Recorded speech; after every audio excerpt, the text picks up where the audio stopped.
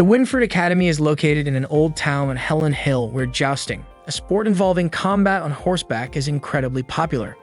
Mizuno Takahiro, one of the students at Winford Academy, calls jousting a miracle because it brought him to a destined meeting with someone. On the day of the tournament, entry Celia Kumani, the student council president of Winford Academy, faced off against Vice President Avery Rana. Celia launched a graceful attack that thrilled the audience. As Rana seemed to pause, Celia asked if she was conceding, but Rana requested another try. Suddenly, Celia noticed a riderless horse running across the field. The horse had escaped from its stable, leaving everyone puzzled. Meanwhile, Kazaki Mio, walking alone, was startled as the galloping horse headed straight toward her. Terrified, she screamed as the horse chased her past a road barrier. The horse grabbed Mio's clothing with its teeth, tearing it and causing her to fall to the ground. Mio couldn't understand why the horse was so aggressive. Just as it was about to trample her, Takahiro appeared, calling the horse Sakura. He worked to calm the rampaging horse and eventually succeeded. Relieved, Mio watched as Takahiro removed a small piece of wood lodged in Sakura's leg, the cause of its distress. Smiling, Mio felt at ease as Sakura regained its composure. Takahiro commented on the horse's beautiful mane, leading Mio to believe he was complimenting her hair, only to realize he was talking about Sakura. Slightly annoyed, Mio noticed how Takahiro's primary concern was his horse. Takahiro then asked if Mio was hurt, and she reassured him that she was fine. Seeing Mio's torn clothing, Takahiro offered her his uniform jacket. Grateful, Mio thanked him. Takahiro explained that Sakura was a good horse but overly spirited, which was why she hadn't yet been assigned a jockey. Mio remarked that the horse's name was similar to hers, but Takahiro pointed out they were still different. Takahiro invited Mio to ride Sakura with him, and together they rode through streets lined with cherry blossoms. Mio admired the scenery, catching a few petals as they drifted in the breeze. It was spring, and Takahiro reflected on how much time had passed since he came to this country. Back at the jousting match, the competition between Celia and Rana continued. Celia successfully landed her lance on Rana's helmet, knocking off its decorative feathers. Declared the winner, Celia was praised by Rana for her skill, though Celia humbly noted that Rana had improved. Celia spurred her horse and rode away as the crowd cheered, convinced she could win the next tournament. Later, Takahiro and Mio took Sakura to the river for a drink. Mio asked if Takahiro would return to jousting now that his injury had healed. Takahiro admitted he had quit being a knight. Curious, Mio asked why he stayed at the academy. Was he planning to joust again or switch from the knight curriculum to the squire program? At that moment, Celia appeared, calling out to Takahiro. Mio was surprised to see her. Celia asked if Takahiro had considered her offer, leaving Mio puzzled about their conversation. Celia explained that she wanted Takahiro to become her squire, adding that it would be fantastic if he joined her.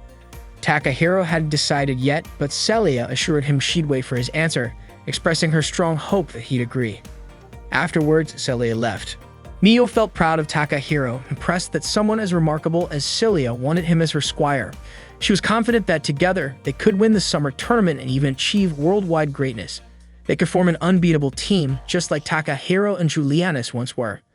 As Takahiro prepared to leave with Sakura, Mio called out, asking him to wait for her.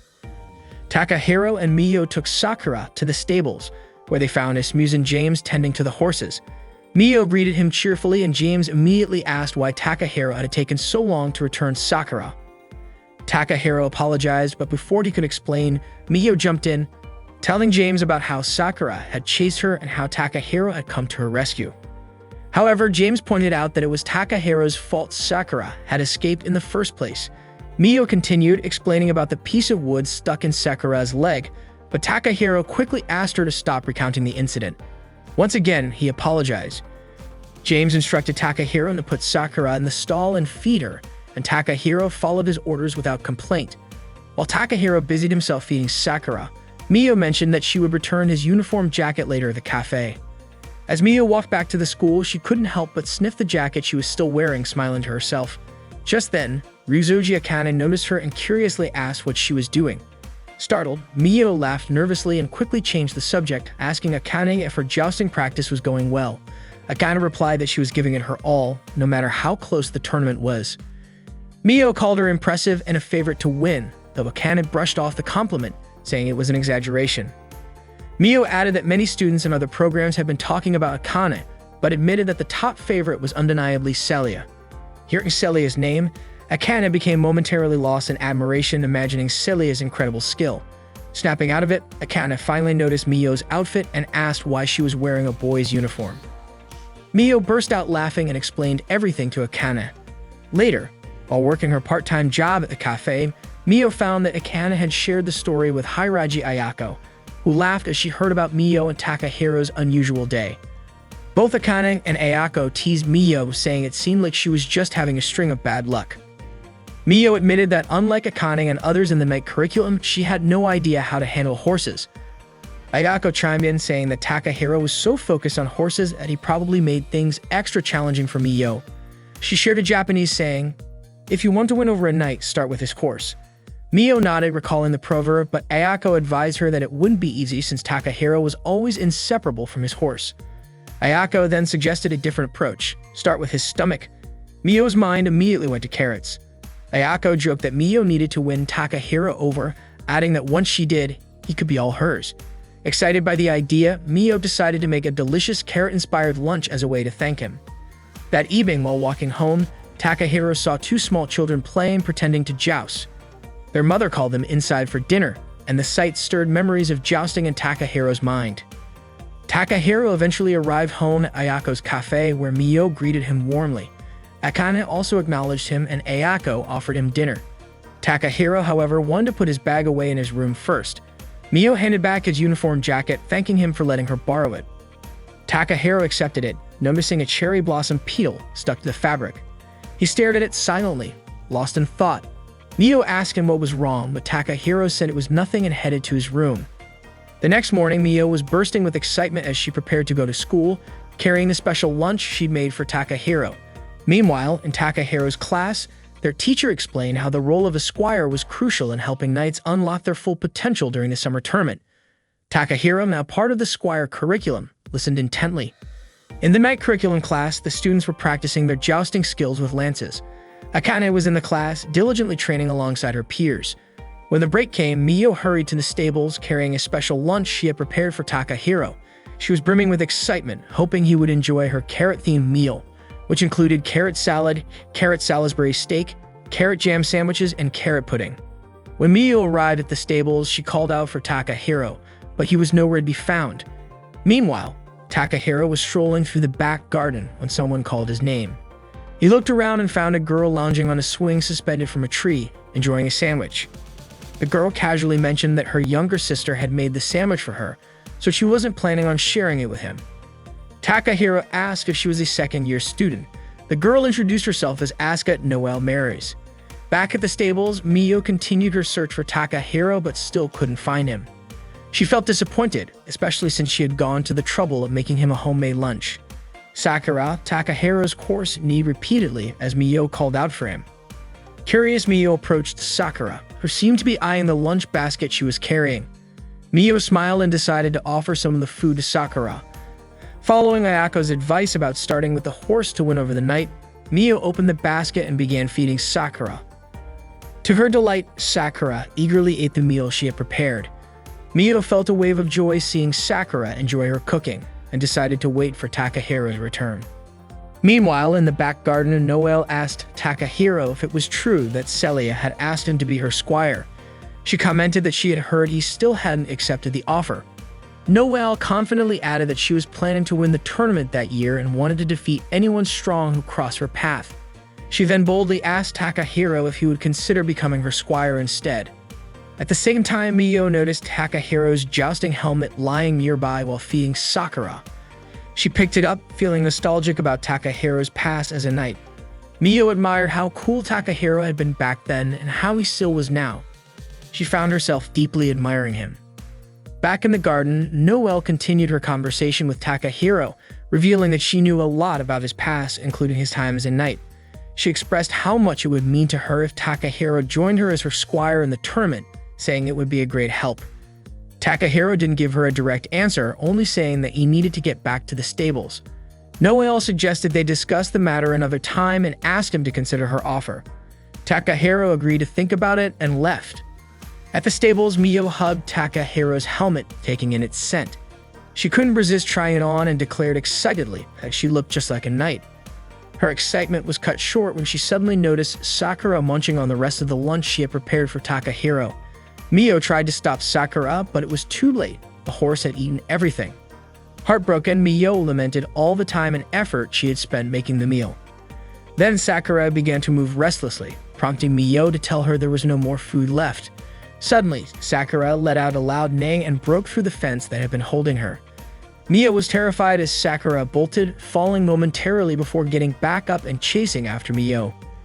Mio screamed in fear as Sakura pursued her relentlessly. She ran as fast as she could, darting out of the stable and onto the road, but Sakura didn't stop. It seemed the horse was furious, and Mio had no choice but to keep running. At that moment, Officer Valkyrie was explaining to Ann and Emma that a knight's most important attributes were their mind, skills, and body. The mind needed to remain calm under all circumstances, the skills had to be graceful, and the body should be strikingly attractive to capture the admiration of others. Both Emma and Ann were deeply impressed. As Valkyrie was one of the favorites for the upcoming summer tournament, her words carried significant weight for Emma, while her unshakable confidence made Ann completely smitten with her. Hearing her admiration, Valkyrie blushed modestly and insisted that she wasn't as incredible as they made her out to be. Suddenly, Emma and Ellen noticed Mio running toward them, screaming for help as she was being chased by Sakura, the horse. Alarmed, the two panicked, sensing that something was seriously wrong with the horse. Valkyrie, who had been closing her eyes while speaking, remained unaware of the chaos. She asked Emma and Ann why they were suddenly so flustered, reminding them that a knight must always stay composed. However, when Valkyrie finally opened her eyes and saw Sakura chasing Mio, she immediately screamed and started running as fast as she could. Even in her panic, Emma and Ann couldn't help but admire how elegant Valkyrie looked while running. Meanwhile, Takahiro returned to the stables and was shocked to find Sakura missing from her enclosure. Spotting a fallen lunch basket on the ground, he immediately recognized it as Mio's. Elsewhere, Valkyrie and Mio were still running for their lives. Frustrated, Valkyrie yelled at Mio, demanding to know why she was following her. Mio apologized profusely, explaining she had no choice. Distracted, the two ended up tripping and falling, landing on top of each other. Concerned, Mio asked if Valkyrie was okay. Valkyrie, flustered and angry, snapped at Mio to get off her. As Mio moved aside, Sakura managed to catch up and grab Valkyrie's skirt with her teeth, lifting her into the air. Valkyrie screamed, demanding Sakura put her down. Mio tried yelling at Sakura to calm down, but it didn't work. Desperate, Mio remembered how Takahiro had calmed Sakura before and decided to try the same method. She called Sakura's name, catching the horse's attention. As Sakura turned toward Mio, Valkyrie's skirt tore and she fell to the ground with a thud. Mio immediately approached Sakura and hugged her, soothing the distressed horse. From a distance, Takahiro spotted Mio holding Sakura and working to calm her down. To his relief, Sakura finally settled, becoming docile again. Valkyrie, still lying on the ground, was in disbelief over what had just happened. Mio turned to her and reassured her that Sakura was calm now. Emma and Ann quickly ran over to check on Valkyrie, who was furious. She accused Mio of orchestrating the entire incident, claiming it was a scheme to prevent her, as a tournament favorite, from competing. Mio was taken aback and tried to explain the situation, but Valkyrie wouldn't hear it. She pointed out Mio's apparent skill with horses and the knight's helmet she was holding, assuming Mio was an experienced knight. Mio insisted she wasn't a knight, but Valkyrie refused to believe her, vowing not to let Mio off the hook after the embarrassment she had suffered. Valkyrie demanded to know Mio's name. Mio introduced herself as Kazaki Mio. Hearing this, Valkyrie pondered whether Mio was listed in the knight curriculum. Without warning, Valkyrie threw a glove at Mio. Confused, Mio asked why she had done that. Valkyrie declared it was a formal duel challenge to defend her honor as a knight. Shocked, Mio dropped the helmet she was holding. Valkyrie added that since they were both knights, they should settle the matter with a joust. Mio was stunned by the proposal. Watching from afar, Takahiro couldn't believe what he was witnessing. He hadn't expected Mio to participate in a joust. Still, as he observed the unfolding events, Takahiro thought to himself that if fate truly existed, this must be part of it. Valkyrie challenged Mio to a duel for her honor as a knight. Mistaking Mio for a knight, Valkyrie declared her intent to face Mio in a jousting duel. Mio was startled by this sudden challenge. Takahiro, observing from a distance, watched their exchange. Valkyrie eagerly anticipated their upcoming duel, laughed confidently, and walked away. Emma, noticing Valkyrie strolling casually without covering her lower body, wondered aloud why Valkyrie would expose herself like that. An commented that only an extraordinary noble would laugh while dressed so boldly. They decided to catch up to Valkyrie. Takahiro approached Mio, who immediately expressed her inability to joust or duel. Just then, Sakura neighed loudly. That evening at a cafe, Mio shared her concerns about the jousting challenge, feeling utterly lost. Akane acknowledged Valkyrie's skill but pointed out that she often misunderstood situations and was incredibly stubborn. Ayako asked Takahiro if the duel could simply be cancelled.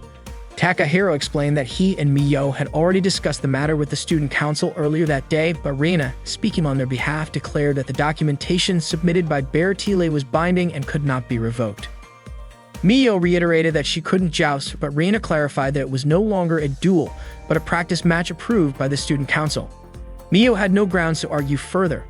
Reina also reminded Takahiro that canceling the match after the schedule was set would tarnish the honor of knights, leaving Takahiro speechless. Mio began crying in the cafe, overwhelmed by her predicament. Akane added that Mio had never studied the knight's curriculum, making the situation even more challenging. Suddenly, Mio suggested asking Celia, the student council president, for help, noting that Takahiro was acquainted with her. At the mention of Celia's name, Akane drifted into a daydream of Celia riding a horse, clearly idolizing her. Akane was so captivated that she nearly lost consciousness. Mio tried to snap her out of it, but Ayako assured her that Akane would recover shortly. Takahiro argued that consulting Celia wouldn't make a difference since Reina's explanation was accurate. Would be dishonorable to tarnish Ignite's reputation. Mio, however, insisted that she couldn't duel. Takahiro then mentioned one way to avoid the duel, leaving Winford Academy entirely. Akane was shocked by this suggestion, and Mio quickly rejected the idea, stating she didn't want to leave school. If that was the case, Takahiro said, Mio had no choice but to participate in the joust. Mio protested, explaining that she didn't even know how to ride a horse. Ayako, upset, demanded Takahiro take responsibility, blaming him for not being around when Mio delivered his lunch earlier. Akane agreed. Ayako then proposed that Takahiro become Mio's squire. Takahiro admitted he had already considered this, but only for the duel itself. He then asked Mio to start training with him the next day, and Mio, determined, decided to give it her all. The following day, Takahiro and Mio began training together. Mio was shocked by the size and weight of the jousting lance. It was the first time she had ever held one. Takahiro instructed her to grip the lance. Mio hesitated, asking if such a rigid lance could sometimes break. Takahiro explained that it depended on the wielder. Mio was struggled to lift the lance with all her strength. Takahiro told her to get accustomed to holding it. Mio complained about its weight, but Takahiro reassured her, explaining that using a lance wasn't about brute strength but balance. He instructed her to grip the shaft firmly, lean her arm and body slightly, and keep one hand steady on her hip. Takahiro also advised her to position the lance securely, aim its tip forward, and ensure the tip didn't touch the ground. Mio tried to lift the jousting lance, but due to her lack of balance, her body was pulled along with the movement of the lance. She ended up running downhill, unable to stop, weaving through a crowd of students heading to school. Ayako saw Mio struggling and shouted for everyone to get out of the way. Mio kept yelling that she couldn't control her steps or the lance. Shinoname, the school announcer, quickly broadcast the event, reporting that a girl with a lance was running through the crowd of students on their way to school. She also announced that the lance had flown in her direction and tore her skirt. Embarrassed, Shinoname covered her lower body with her hands. Mio, still panicking, shouted that she couldn't hold on any longer, but thankfully, Akane managed to catch the lance in time. Akane asked Mio what on earth she was doing, and Mio burst into tears before throwing the lance aside. Takahiro, who witnessed the entire incident, approached them. Later, Reina summoned Takahiro and Mio to the student council room. She scolded them for causing such a commotion. Mio apologized, and Takahiro took the blame, explaining that it was Mio's first time and that he had pushed her too hard. Reina raised an eyebrow and questioned what he meant by first time and pushing her. She asked Mio if what Takahiro said was true. Mio, flustered, explained that the lance was heavy and big, but Takahiro insisted she hold it. Then he told her to lean forward because they would use the long object to thrust. Her vague explanation made Reina doubt they were actually practicing jousting. Reina slapped Takahiro across the face and sent them away. As Takahiro and Mio walked through the school hallway, Mio apologized to him, but he told her not to worry about it. James greeted them and teased Mio for making the morning so entertaining.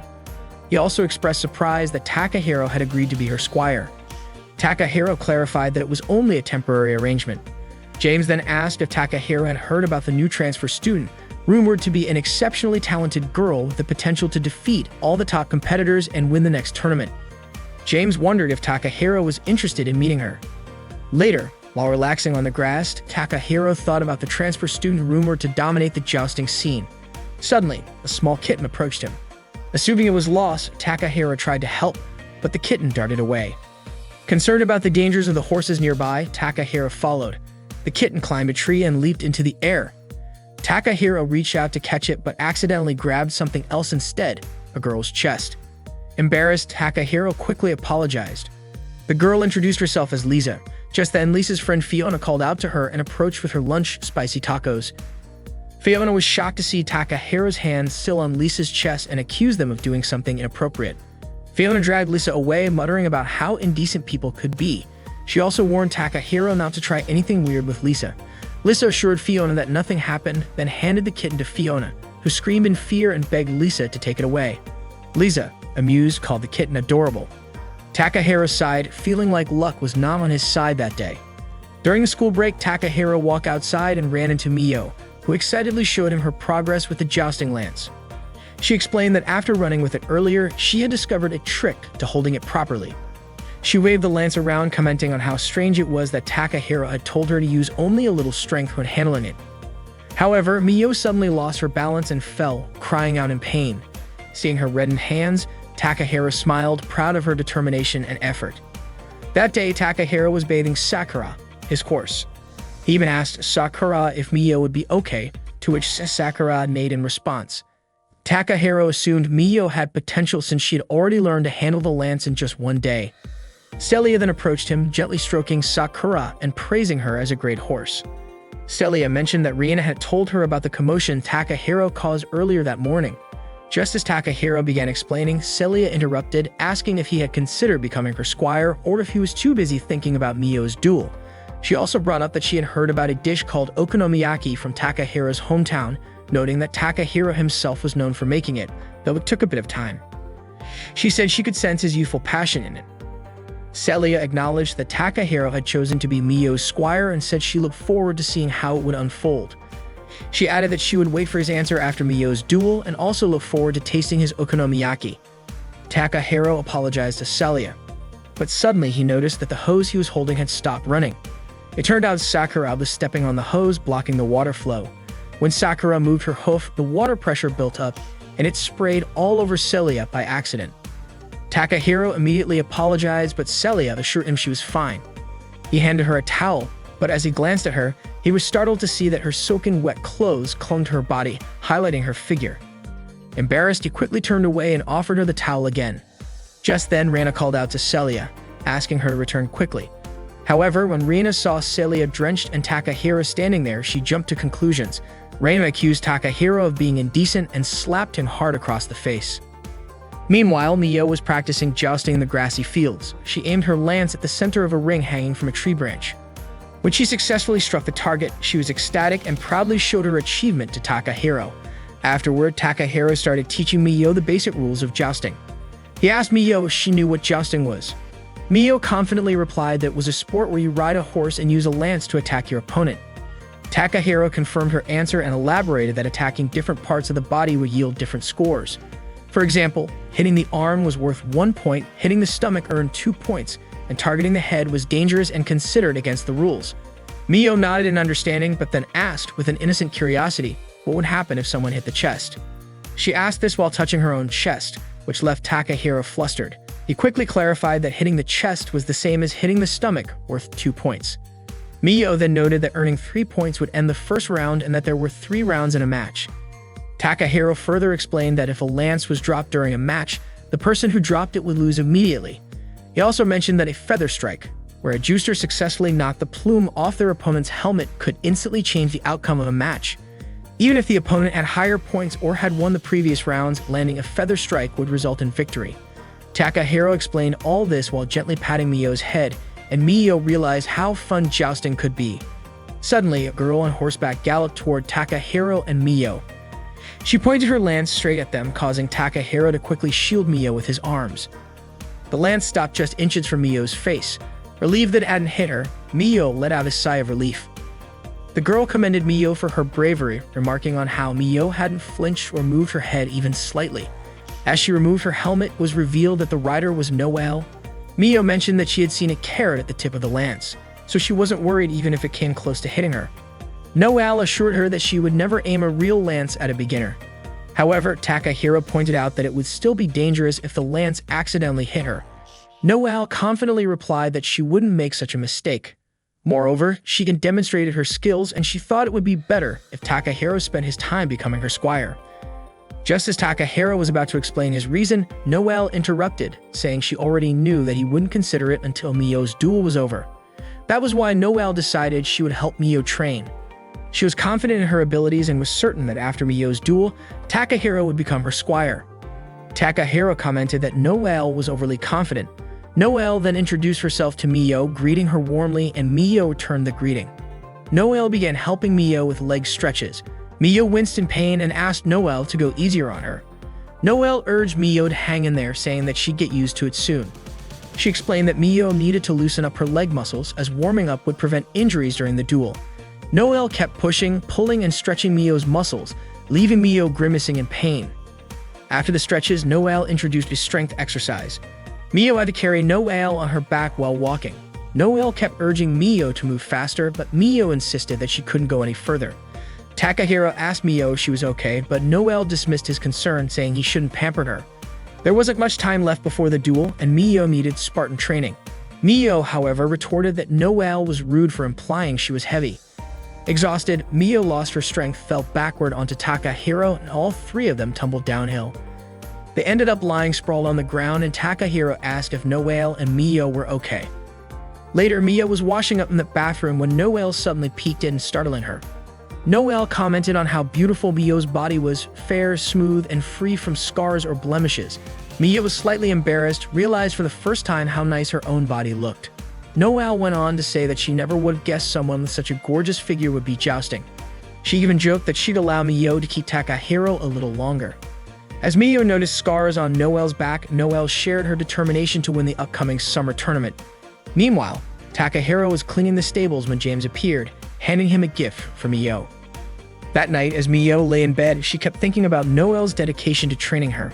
Unable to sleep, she picked up a book about jousting and started reading it.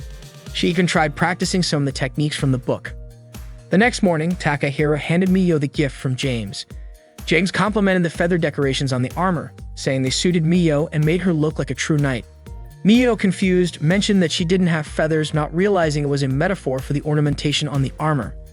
James encouraged her to take good care of the old armor and suggested she polish it to bring out its shine. He wished Mio success in her upcoming duel. James then showed Mio Sakura, now fully equipped with protective gear. Mio was in awe at how impressive Sakura looked. James remarked that although Sakura could be a bit mischievous, she was a good horse, and it seemed like she had taken a liking to Mio. Overwhelmed with gratitude, Mio hugged Sakura tightly, promising that they would do their best together. She thanked James for everything. Next, Takahiro handed Mio a helmet, saying she couldn't joust without it.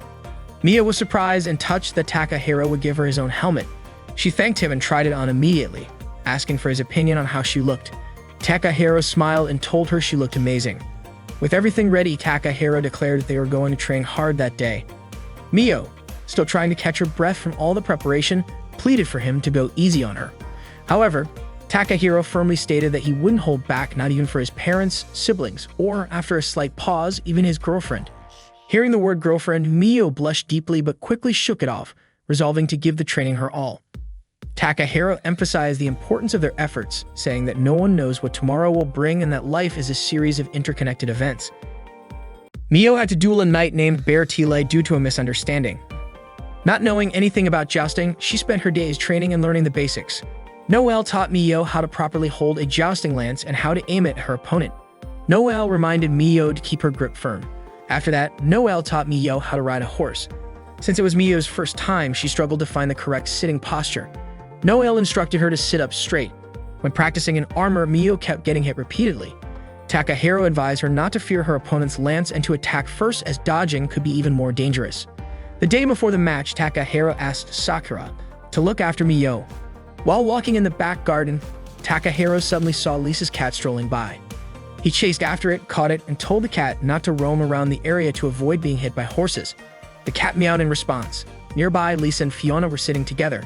Fiona called out to Takahiro, who handed her the cat. Fiona told him not to give it to her, suspecting that he was trying to peek at her underwear from his angle. Lisa then remarked that Mio's technique in holding the lance, riding the horse, and moving her body was all wrong. According to Lisa, letting Mio duel in that state would be pointless. Takahiro said it was up to Mio's decision. Besides, Mio wasn't focused on winning or losing. She just didn't want to run away from the duel. Fiona asked if that meant Mio was merely participating without intending to win. She didn't like when people juiced it just for fun without giving their best effort to win. Takahiro apologized and said he understood how Fiona felt. Fiona was surprised by Takahiro's sudden change in attitude. Lisa then asked if Takahiro was satisfied with Mio's lack of ambition, adding that her pride as a knight couldn't accept something like that. Taking her cat from Takahiro's arms, Lisa walked away with Fiona following her. Takahiro reflected that knights should never fight if they didn't want to win, but Mio's situation was different. He wondered if the transfer student could be Lisa. That evening, Takahiro returned to the cafe and was surprised to see Noelle dressed in a maid outfit. When he asked what was going on, Noelle explained that she was doing part-time work temporarily. Although her family usually prohibited her from taking part-time jobs, she had to do it to help a friend. Ayako asked Mio to rest that day even though Mio had previously said jousting wouldn't interfere with her work. Mio was so enthusiastic about training that she exhausted herself. Akane remarked that Mio's situation wasn't surprising considering how hard she had been training in such a short time. Takahiro thanked Noelle for helping Mio so much. Noelle brushed it off, saying the rest was up to Mio. She added that Mio had performed better than she had expected and wished Mireille could see it. When Takahiro asked who Mireille was, Noelle explained that Mireille was her sweet little sister. Ayako then told Noelle to deliver an order to table number 5. After resting, Mio came out with Takahiro. He reminded her that the duel was tomorrow. Mio said everything would end then. She shared how sad she felt. Initially, she had planned to quit school, but the thought of not seeing Takahiro anymore had stopped her. Realizing what she had just confessed, she quickly corrected herself, claiming that the real reason she delayed leaving school was that she wanted to continue jousting with everyone. Everything kept changing, Mio said, but she couldn't deny that at that moment, she realized she had experienced jousting in the way Takahiro loved the most. Jousting can be scary, painful, and difficult at times, but Mio felt happy to be involved in something that Takahiro was also part of. That's why Mio promised to do her best tomorrow. Even if she ended up losing badly, she would still tell everyone that she loved jousting. Takahiro was surprised to hear that, and Mio blushed. She realized she had just started jousting and wondered if saying something like that was premature. Takahiro told her she was completely wrong. No one had the right to deny someone else's joy, and he encouraged Mio to be proud. Takahiro admitted he was genuinely happy to know that she enjoyed jousting, which made Mio smile. When Mio got home, she immediately soaked in warm water. Her entire body ached, but she felt strangely satisfied. She thought about how she was now like Noelle and Akane. Mio even joked to herself that she was almost like a real knight. Although it was tough and sometimes painful, jousting always brought her joy. Standing in front of a mirror, she looked at her reflection and examined her body. The next morning, Takahiro was getting ready for school. On his way, he heard Mio calling out to him. He turned around and was startled to see that her hair was now short. Surprised by her new look, he asked what happened to her hair. Mio nervously asked if it didn't look good on her. Takahiro reassured her that her new haircut looked great, which made Mio smile in relief. When Takahiro asked why she had cut it, Mio explained that unlike Noelle or Akane, she didn't have their skills, so her long hair would only get in the way. Takahiro agreed with her reasoning. He then asked if she planned to duel only this once. Mio confirmed it, saying she only wanted to experience it once but had decided she would win. Takahiro lowered his head for a moment and gently patted Mio's head. Mio protested, saying she had just styled her hair, but Takahiro playfully messed it up anyway. He told her not to worry and assured her she would win the match. The day of the jousting match between Bertile and Mio finally arrived. Students gathered in the stands, buzzing with excitement. Mio, already dressed in her armor, seemed visibly nervous. Akane, noticing her unease, decided to help. She suddenly pushed Mio, causing her to bump into Takahiro. Both Mio and Takahiro were startled, and Mio asked what Akane was trying to do. Akane just smiled and said that Mio wasn't nervous anymore, was she? Mio realized Akane was right and felt her nerves settle. Both Akane and James smiled in satisfaction. At that moment, Bertile, An, and Emma approached them. Valkyrie asked if Mio was ready for the match, reminding her of the humiliation Valkyrie had suffered before and promising she wouldn't forget it. Mio retorted that Valkyrie's armor design was just as revealing as the accident she had caused. Anne pointed out that Valkyrie was the only person at school who could pull off armor like that, and Emma added that no one else could wear it quite like her. Valkyrie then turned to Takahiro and asked if he was Mio's squire. Takahiro introduced himself. Valkyrie mentioned that her horse, Weißrosen, was ready and waiting. She urged Mio to prepare for the duel. With that, Valkyrie and her two friends walked off. Takahiro asked Mio if she was ready, and the two headed toward the jousting arena. At the arena, Shinonome began broadcasting the match between Valkyrie and Mio, hyping it as an extraordinary duel. Takahiro took a moment to share his analysis of Valkyrie's strategy with Mio. He explained that Valkyrie often used a move called the feather fly against weaker opponents. Takahiro advised Mio to let Valkyrie's lance come close and, at the last moment, dodge it. Then, after Valkyrie moved, Mio should aim for her left shoulder. Mio asked why she had to close her eyes. Takahiro explained it was part of their plan. He wanted Mio to win the first round and, if possible, catch Valkyrie off guard, making it look like Mio's victory was just luck. This, he said, was the most crucial part of the strategy. Mio nodded, fully trusting Takahiro's reasoning. Takahiro also pointed out that Valkyrie's attacks weren't as fast as Noelle's, reminding Mio to rely on her training. She understood and asked Takahiro to wish her luck. Meanwhile, Anne handed Valkyrie her lance. Emma wondered what kind of strategy Takahiro and Mio might have planned. Valkyrie confidently assured her friends that there was no way she would lose to Mio, no matter the circumstances. Anne and Emma admired Valkyrie's confidence and exceptional skill. The match began as Valkyrie and Mio rode to their designated starting positions. Watching from the stands, Noelle hoped Mio would do her best. Both riders spurred their horses forward, charging at each other. Valkyrie was certain of her victory, but Mio stayed focused and followed Takahiro's instructions. As Valkyrie closed in, Mio dodged her attack, closed her eyes, and aimed her lance at Valkyrie's left shoulder. The strike was successful, knocking Valkyrie off her horse and giving Mio the victory in the first round. Takahiro praised Mio for her incredible performance, calling it an impressive first-round win. Mio beamed, grateful for Takahiro's excellent strategy. On the other hand, Valkyrie was stunned by the outcome. Anne and Emma tried to comfort her, but Valkyrie asked if they had noticed something unusual. Mio had closed her eyes when making the strike. That confirmed Valkyrie's suspicion that Mio was truly a novice knight. As Takahiro and Mio prepared for the second round, Takahiro anticipated that Valkyrie might use a feint attack targeting Mio's feathers, aiming to knock them off her helmet for points.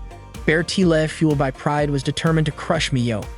Mio asked what she should do, and Takahiro suggested letting Valkyrie's feint succeed so she could score some points. This would make Valkyrie overconfident and careless, assuming Mio's earlier victory had been pure luck. Though hesitant at first, Mio agreed to follow Takahiro's instructions. In the second round, as predicted, Valkyrie's feint attack landed on Mio's stomach, earning her 2 points.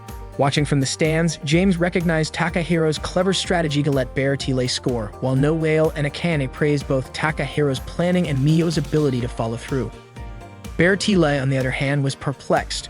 She had only used a feint, yet Mio hadn't avoided it, solidifying her belief that Mio was inexperienced.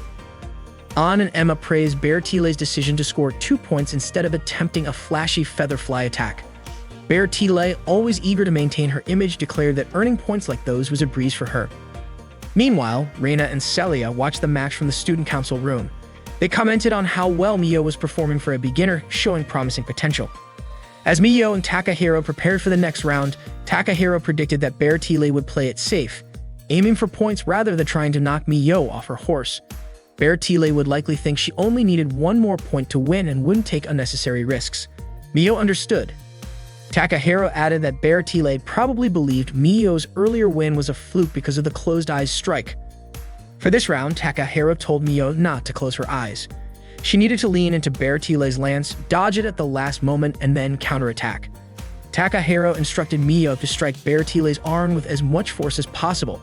Mio hesitated but eventually nodded, reassured by Takahiro's confidence in her. Takahiro was confident that Mio could read her opponent's movements because, in his eyes, Mio's ability to observe and react was unmatched. That, he believed, was her greatest weapon at the moment. He encouraged Mio to trust him until the very end. Valkyrie and Mio returned to their starting positions to prepare for the third round. Once the round began, they galloped toward each other at full speed. Valkyrie aimed her lance and Mio approached, trying to dodge the attack. Unfortunately, she wasn't able to evade it completely, resulting in a tie. The match was now down to the final decisive round. Watching from the stands, James noted that it seemed Takahiro hadn't considered this possibility in his strategy. Feeling disheartened, Miyo apologized to Takahiro for failing to dodge Valkyrie's lance. However, Takahiro admitted that the blame lay with him. He realized that Miyo hadn't been jousting long enough to pull off such a precise dodge at close range, something he should have anticipated. Miyo's expression turned somber, and Takahiro noticed it immediately. He understood that she looked at him that way because she felt his frustration. As her squire, even if unofficial, it was his responsibility to support her. Seeing how much she trusted him, Takahiro resolved to focus on helping her. He encouraged Miyo to carefully observe Valkyrie's movements in the final round. His plan was for Miyo to counterattack at the same moment her opponent struck while dodging her attack. Takahiro was certain this would work. Reassured, Miyo nodded and rode her horse back to the starting position. Takahiro called out to her once more, bolstering her confidence, telling her she would win. Shinonome announced to the spectators that the final round was about to begin. The audience watched with bated breath as Miyo and Valkyrie took their positions. The tension was palpable as both riders spurred their horses forward at full speed. Valkyrie was determined to end the match with this strike, while Miyo, emboldened by Takahiro's unwavering support, believed she could win. As the two riders closed in, Valkyrie aimed for a feather fly attack. But Miyo managed to dodge her strike and countered with precision, hitting Valkyrie and forcing her to drop her lance. The match was over. Miyo had won. The crowd erupted into cheers and applause. Miyo was overjoyed with her victory, unable to contain her excitement. From the Academy's garden, Lisa and Fiona observed the match. Fiona dismissed Miyo's victory as mere luck, but Lisa had a hunch that Takahiro was not just some ordinary guy. Similarly, Reina and Celia watched from the student council room. Reina admired Takahiro's ability to excel as both a knight and a remarkable squire. Celia, deeply impressed, expressed her desire for Takahiro to be her squire someday. Meanwhile, Anne couldn't believe that someone as skilled as Valkyrie had been defeated by a novice. Emma suggested it must be a bad dream. However, Valkyrie, ever noble, told her friends that the match had been a fair contest between knights and as such, they should congratulate the victor. That, she said, was the essence of being a noble. After dismounting from her horse, Miyo ran toward Takahiro and threw her arms around him in a heartfelt embrace. Overcome with emotion, she thanked him for guiding her to victory. Then, realizing her enthusiasm, Miyo pulled away and apologized for her recklessness earlier, expressing her deep gratitude not only to Takahiro but also to Noelle, Akane, Ayako, and Sakura. That day, under the blooming cherry blossoms, a young knight was born at Winford Academy. That night, Miyo and the others raised their glasses to celebrate her victory in the jousting match against Valkyrie. Miyo was deeply grateful to everyone who had helped her. Akane complimented Miyo on her outstanding performance, but Takahiro reassured her, saying she had worked hard. Akane agreed, adding that while Valkyrie wasn't as formidable as expected, she was still decent. She also mentioned that even though Miyo was just a beginner, she had managed to win. Miyo smiled at the compliment. Noelle noted how Miyo's counterattack at the last moment was absolutely perfect. Akane praised Miyo's exceptional ability to read the match, but suggested that she should have moved her arm further inward during the second round. Hearing Akane's critique, Ayako urged her to stop, reminding them that Miyo was done with jousting. Miyo laughed, declaring that starting tomorrow she'd just be an ordinary girl again. Miyo cheered on Noelle and Akane, and Noelle asked if Akane had developed any new techniques for the tournament. Akane admitted she wasn't fully confident in her skills yet, but when Noelle pressed her to share what kind of techniques she was working on, Akane refused to reveal anything. Miyo held onto the jousting helmet that Takahiro had given her. The next morning, Akane boarded the bus for jousting practice.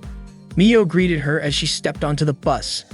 Akane asked if Miyo wasn't done with practice, and Miyo replied that she'd woken up early out of habit. Akane commented that it wasn't surprising, as getting up early had become second nature to Miyo during her jousting training. Miyo remarked that it must be tough for Akane to keep up with such a rigorous routine every day, but Akane replied that being a knight required discipline.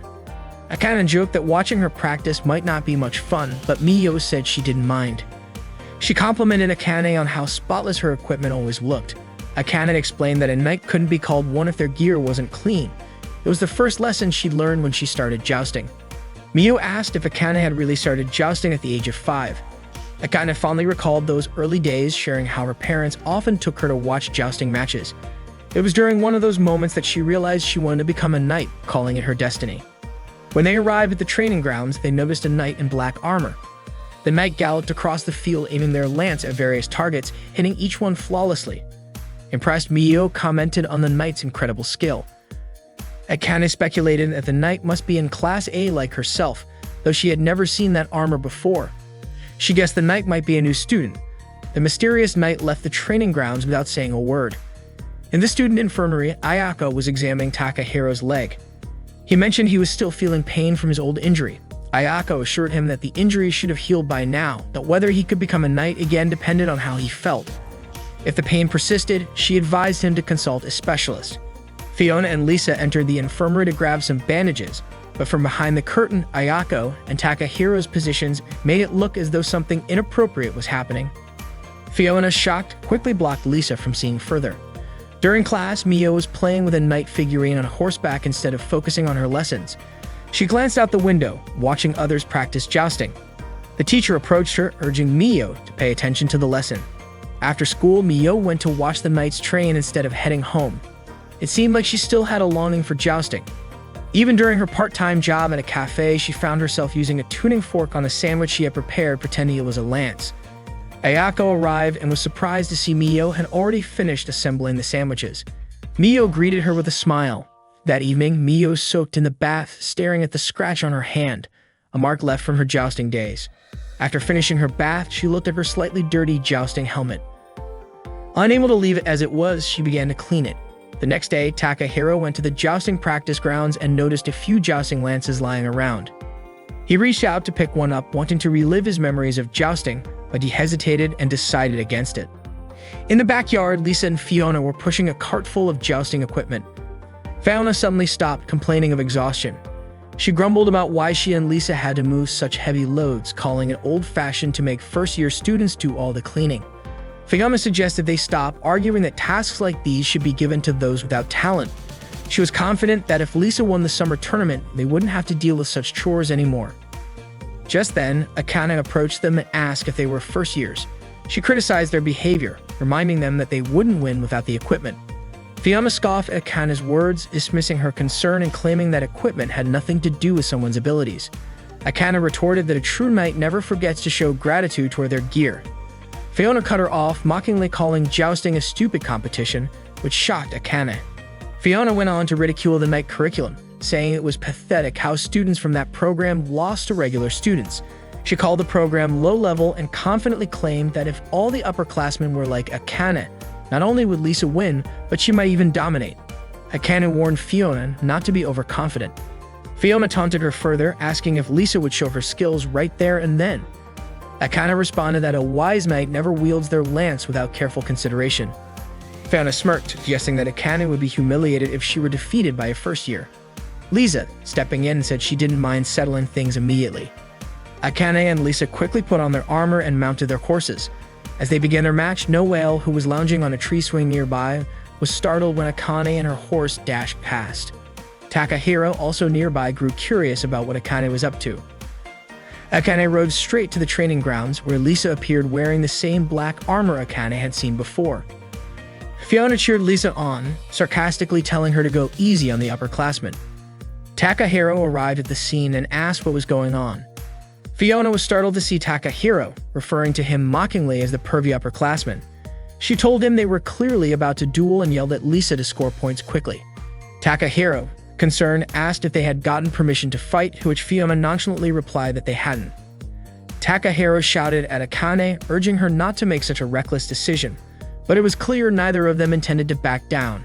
Meanwhile, Mio was feeding Sakura, her horse, and thanked him. She admitted she wouldn't have won without him letting her ride. Mio wondered aloud who might ride Sakura in the summer tournament. Just then, James approached her, calling out her name. Surprised, Mio turned to him and said she was planning to return the armor she had borrowed.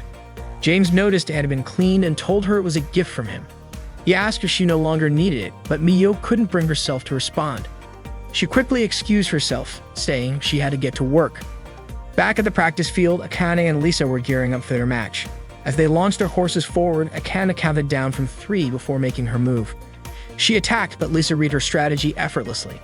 Lisa noted that while Akane's aim was precise, her intentions were far too obvious. Lisa dodged the attack and retaliated with a strong strike, but it wasn't enough to knock Akane down. Fiona and Takahiro watched from the sidelines. Takahiro started to realize that the rumors about Lisa's skill were true.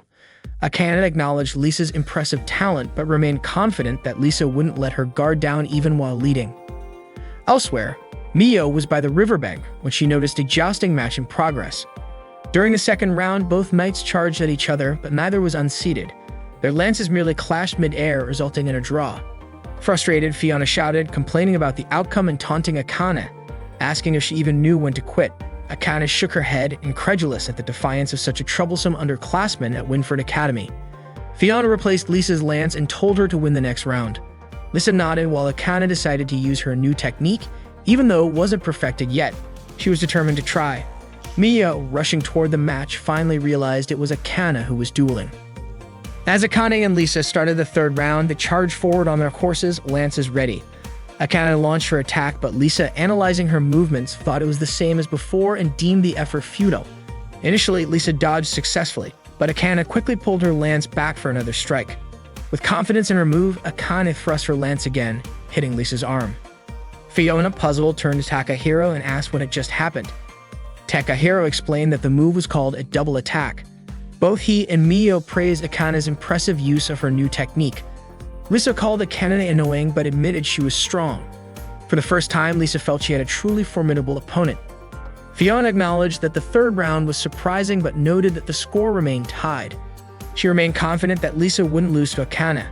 Suddenly, Noelle arrived on horseback riding toward Takahiro and Fiona. She informed them that Rina, the student council vice president, was on her way. Fiona asked why that mattered. Noelle explained that matches without school approval were prohibited, and if the student council found out, neither Akane nor Lisa would be allowed to participate in the summer tournament. Fiona panicked, exclaiming that Lisa had to be in the tournament. However, Lisa and Akane had already begun their fourth round. Noelle and Fiona shouted at them to stop, but their efforts were in vain. Takahiro quickly borrowed Noelle's horse and raced the field. Picking up one of the lances used in the match, he charged toward Akane and Lisa. Just as their lances were about to clash, Takahiro struck both lances, deflecting them to prevent any contact. His sudden action left Akane and Lisa stunned. Mio, watching from a distance, observed Takahiro's bold move. At that moment, Rana arrived with two other student council members. She sternly told Akane and Lisa that dueling was not allowed. Takahiro, stepping in, asked Rana what the issue was. Rana questioned Takahiro about his presence there. Thinking quickly, Takahiro explained that they were simply helping Lisa, the new student, practice horseback riding. Rana had accepted his explanation as a misunderstanding, though one of her companions seemed skeptical. Rana warned them not to trouble the student council again, and both Takahiro and Akane nodded in agreement. Rana then led her companions away. Once they were gone, Fiona sighed in relief, grateful that the student council hadn't uncovered the truth. Noelle complimented Takahiro, and Akane expressed her gratitude, saying he had saved both her and Lisa. She marveled at how he had deflected two lances simultaneously, comparing his skill to that of a god. Takahiro glanced at his hand, seemingly lost in thought. Lisa, however, called him reckless, questioning if there wasn't another way to resolve the situation.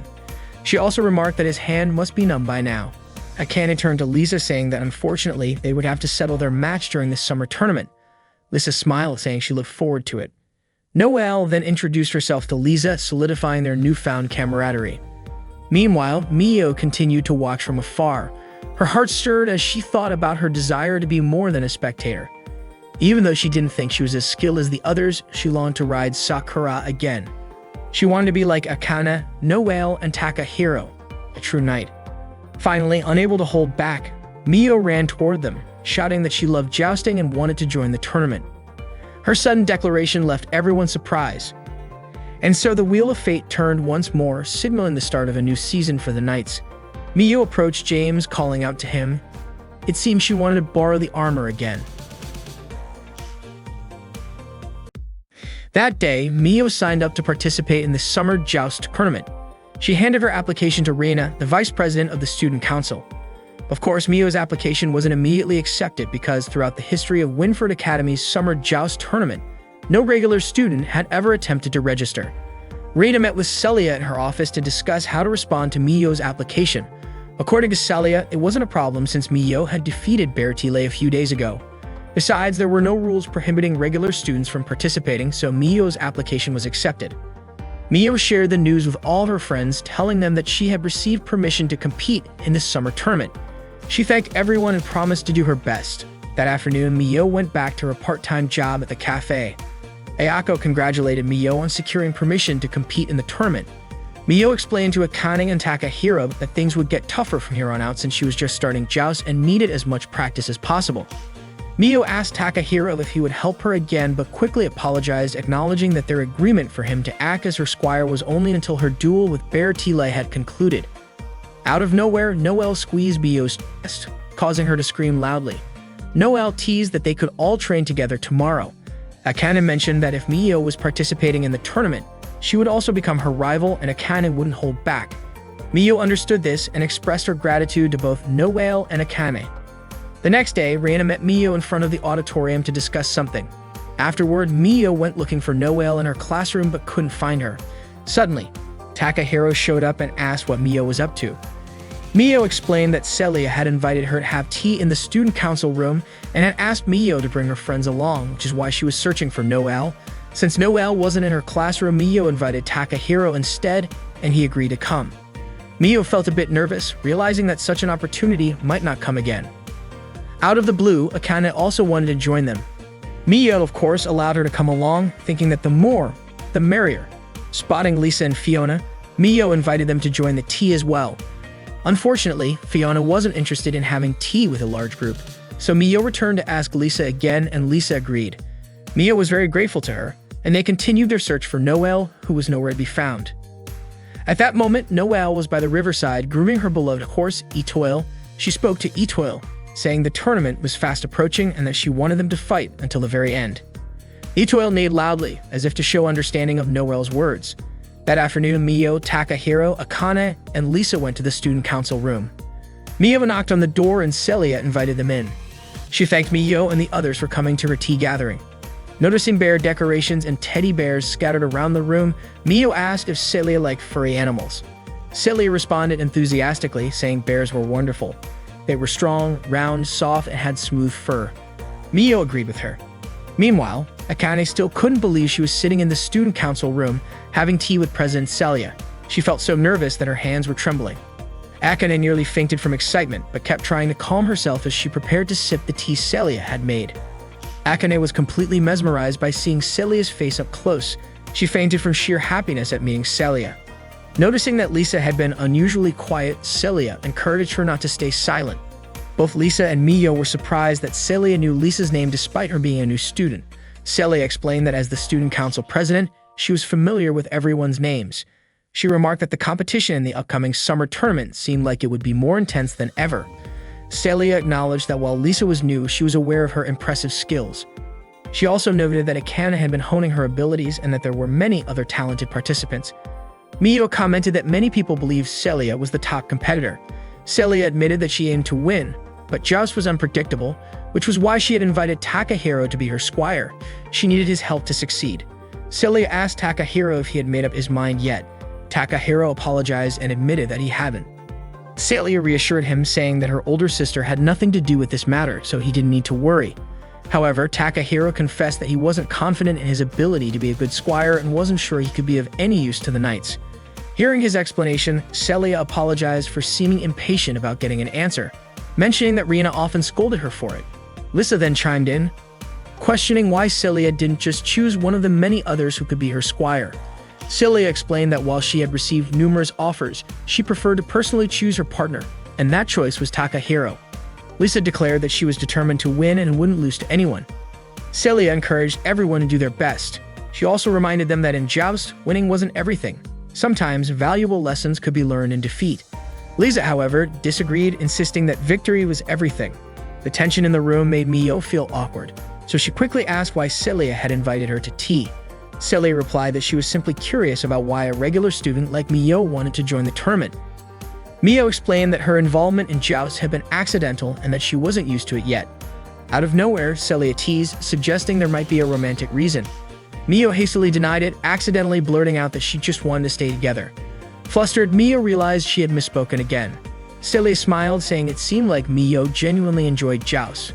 Mio returned the smile, admitting that she did. Celia nodded in understanding and offered to pour her another cup of tea. That afternoon, Mio practiced stretching exercises with Noelle. She shared her experience of having tea with Celia earlier at school. In response, Noelle deliberately made the stretches more painful for Mio, teasing her for not inviting her to join the tea gathering. Mio explained that she had searched everywhere for Noelle but couldn't find her. Noelle admitted she had seen Celia at several parties hosted by her father's business associates but had never entered the student council room. Mio promised to invite Noelle next time. Noelle then invited Mio to her house for the upcoming holiday and suggested that Mio bring Takahiro along as well. Excited, Mio agreed and said she couldn't wait to visit Noelle's house. Meanwhile, Akane lay sprawled on the grass, hugging a teddy bear. She still hadn't regained consciousness after being overwhelmed with joy from meeting Celia. The long-awaited day finally arrived. Mio and Takahiro set off together to visit Noelle's house. From a distance, they were in awe of the grandeur of Noelle's house. As they walked through the garden and past the statues surrounding the estate, Mio marveled at how enormous the house was. She couldn't believe Noelle was a noble. That's when Takahiro remembered Noelle's full name, Ascot Noelle Maris, belonging to the renowned Ascot Marcos family, famous throughout Helen's Hill for their immense wealth. Noelle greeted Mio and Takahiro warmly, thanking them for coming to her home. Mio asked if Noelle was really the successor to the Marquisate. Noelle humbly responded that the title belonged to her father and she was just herself. She then invited them inside. Before entering, Takahiro noticed a broken knight statue in the front yard and Mio couldn't understand why it was in ruins. As they stepped into the house, Takahiro cautioned Mio to be careful not to break anything, and she nodded earnestly. Inside, Noelle introduced her younger sister, Mireille, to Mio and Takahiro. Mireille greeted them cheerfully and introduced herself as Ascot Mireille Maros.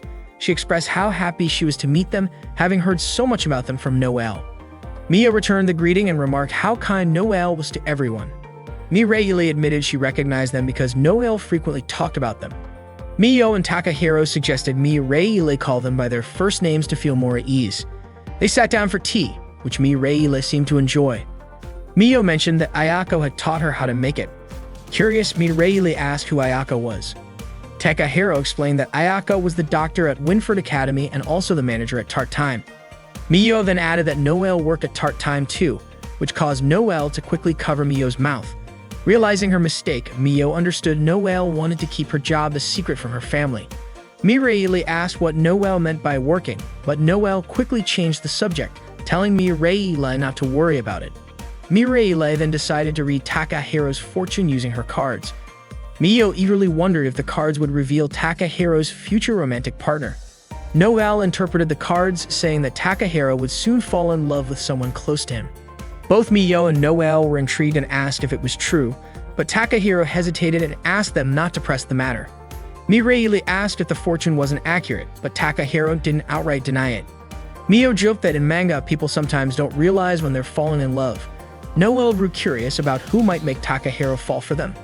Mireille playfully asked who the closest person to Takahiro was, and he responded that it was James.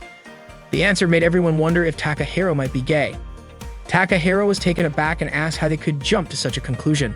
Mio then asked if there was anyone else he was close to, suggesting perhaps his horse. Takahiro admitted he did have a strong fondness for horses. Mireille understood, explaining that she loved horses too because they were born to run, exuded elegance with their perfect forms, and were truly extraordinary creatures. Noelle chimed in, mentioning Mireille's passion for jousting and horses.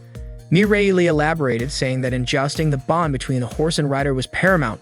They put everything on the line for a single charge, which she found noble and inspiring. After their conversation, Mireille invited them to visit the flower garden around the estate.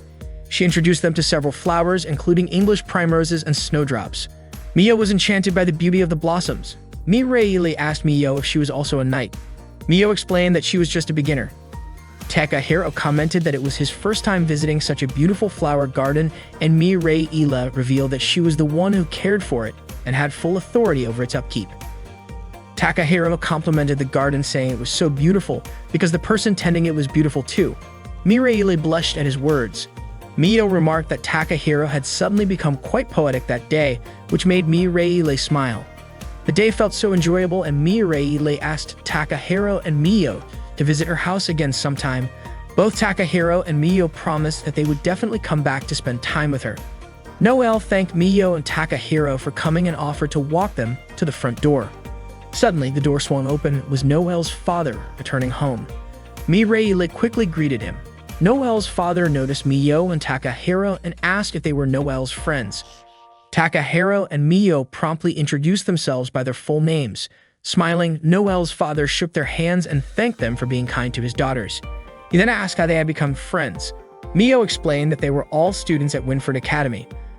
Upon hearing Winford Academy, Noelle's father immediately guessed that Takahiro and Miyo were involved in jousting. Noelle confirmed this, adding that she had invited them over and that Mireille had been delighted to meet them. However, Noelle's father abruptly told Miyo and Takahiro to leave the house and walked away. Noelle apologized for her father's rudeness, but Takahiro assured her it wasn't necessary, and Miyo told her not to worry about it. Noelle explained that Mireille had loved jousting ever since she was a child. Even though Noelle had tried to protect her, Mireille had gotten injured yet still declared her wish to become a knight. Noelle participated in jousting for Mireille's sake. She believed that the stronger she became, the happier Mireille would be. For that reason, Noelle vowed she wouldn't lose to anyone. Later, at the cafe, Ayako asked Takahiro about the Marcus Ascot's estate. Takahiro responded by asking if Ayako knew about Noelle's family. Ayako, as Winford Academy's doctor, naturally knew about the families of its students. Takahiro guessed that the Marquis didn't hold a favorable view of jousting, likely because of Mireille's injury. Before going to bed, Takahiro found himself thinking about injuries. He absent-mindedly touched his own injured leg, which stirred unresolved emotions. The next morning, Takahiro stood in the stables, gazing at a jousting lance. James suddenly appeared and compared jousting to a wonderful woman, saying that once someone fell in love with it, they could never forget. Takahiro admitted that he loved jousting, and even though he had tried to move on, he couldn't. If he could, Takahiro would dedicate his life to jousting, but he felt uncertain about fully committing as a squire. James asked if Takahiro had any regrets from his time as a knight. Takahiro remained silent, deep in thought. James simply smiled and said that was a good thing. He advised Takahiro to follow his heart, reminding him that life was long and people often wasted it worrying about everything else. James told him that if he ever felt he had made the wrong decision, he could always decide again, as humans always had the chance to start over. James' words left Takahiro pondering his situation. He realized he was standing at a crossroads with two paths before him, returning to his role as a knight or supporting someone else as a squire. Both choices carried risks, and he knew he couldn't make this decision recklessly. However, he also knew that both choices shared a common name: jousting.